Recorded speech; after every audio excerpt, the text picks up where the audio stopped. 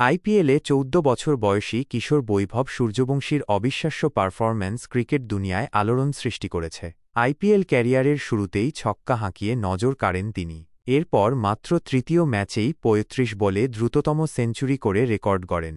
এই বিস্ময়কর কীর্তির জন্য তিনি ক্রিকেট প্রেমীদের প্রশংসা কুড়িয়েছেন। সম্প্রতি ভারতের প্রধানমন্ত্রী নরেন্দ্র মোদীও বৈভবের ভূয়সী প্রশংসা করেছেন। খেলো ইন্ডিয়া ইয়ুথ গেমসের উদ্বোধনী অনুষ্ঠানে মোদি বলেন, আমরা সবাই বৈভব সূর্যবংশীর পারফরম্যান্স দেখেছি। আইপিএলে সে অসাধারণ খেলছে। বিহারের ছেলে বৈভব এত অল্প বয়সেও এত বড় রেকর্ড গড়েছে, যা তার কঠোর পরিশ্রম ও বিভিন্ন স্তরের ম্যাচ খেলার অভিজ্ঞতার ফসল। বৈভব ৩৫ বলে সেঞ্চুরি করে বিশ্বরেকর্ড গড়েছেন।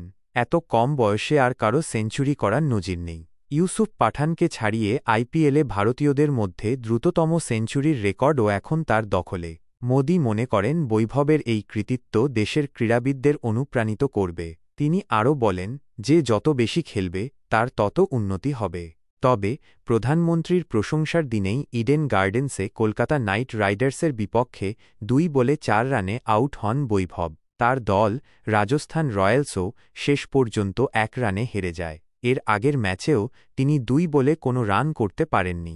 উল্লেখ্য, বিহারে আসন্ন নির্বাচনের প্রেক্ষাপটে বিহারের ছেলে বৈভবকে নিয়ে প্রধানমন্ত্রীর এই মন্তব্য তাৎপর্যপূর্ণ বলে মনে করছেন অনেকে।